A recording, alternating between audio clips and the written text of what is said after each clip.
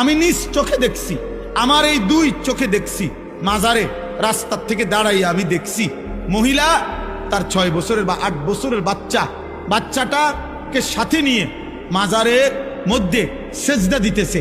মহিলা বাচ্চাটা দিতে চায় না, মহিলা এমনি মাথাটা জাঁতা দিয়া চাপ দিয়া বাচ্চাটাকে সেজদা করাইছে। হায় মা, তুই কি করলি?